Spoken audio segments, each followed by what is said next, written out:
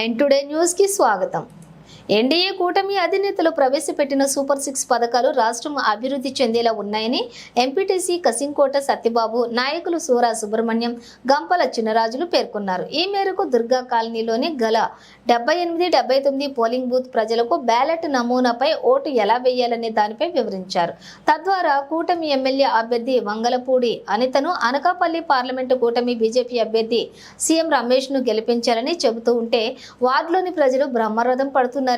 ఈసారి ఖచ్చితంగా ఎన్డీఏ కూటమి అధికారంలోకి వస్తుందని ఈ సందర్భంగా తెలియజేశారు. ఈ కార్యక్రమంలో బీజేపీ, జనసేన, టీడీపీ నాయకులు, కార్యకర్తలు, అభిమానులు తదితరులు పాల్గొన్నారు.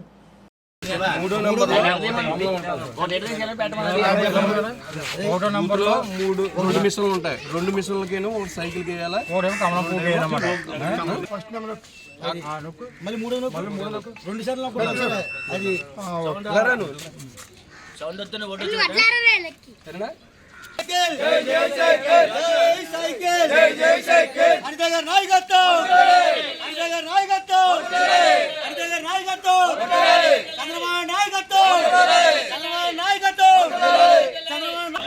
పాయిగ్రపేట దుర్గా కాలనీ 78-79 బూతుల్లో రాష్ట్ర మహిళా అధ్యక్షురాలు శ్రీమతి వంగలపూడి అనిత గారి ఆదేశాల మేరకు ఈరోజు ఇంటింటికి ప్రచార నిమిత్తం తిరుగుతున్నాం.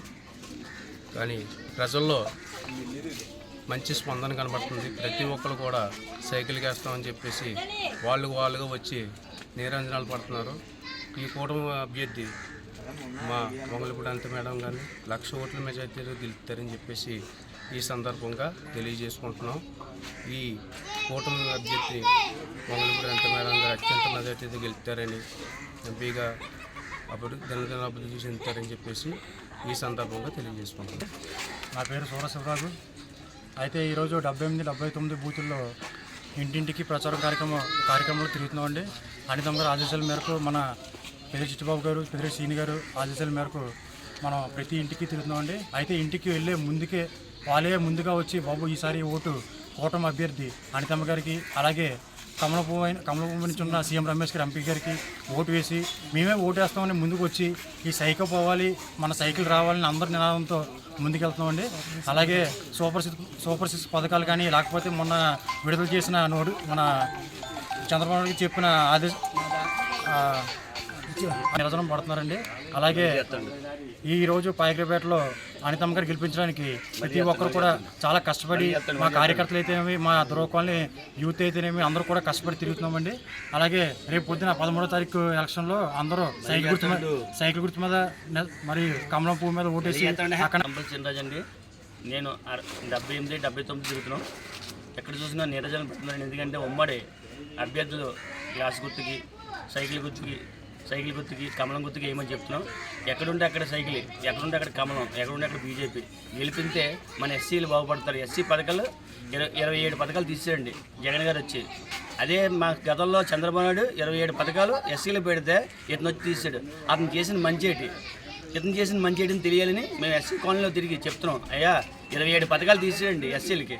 అసలు వచ్చి ఎస్సీలకి అన్యాయం జరిగింది తప్ప ఏం మేలు జరగలేదు. అందుకోసం మనం ఉమ్మడి అభ్యర్థి అయినా ఇక్కడ సీఎం రమేష్ గారిని, వంగలపూడి అనిత గారిని గెలిపించుకుంటే బాగుంటే మన జాతులు బాగుపడతాయి. ఎస్సీ కేటగిరీలో చంద్రన్న భీమా అని, చంద్రన్న పెళ్లి కానీ, అన్న క్యాంటీన్లు ఇలాంటి పేదలు తినేవారు ఇలాంటి తీసి పారించారు. అలాగే గ్యాస్ బండ్లు 3 గ్యాస్ బండ్లు ఇస్తున్నారు చంద్రబాబు గెలిస్తే. అలాగే మహిళలకి 1500 ఇస్తున్నారు. ఎక్కడికి వెళ్ళినా బస్సు పాస్ ఫ్రీ అన్నారు. ఇలాంటి వాటిలో మనం చేసుకుంటే ఎస్సీ వాళ్ళు బాగుపడతాం.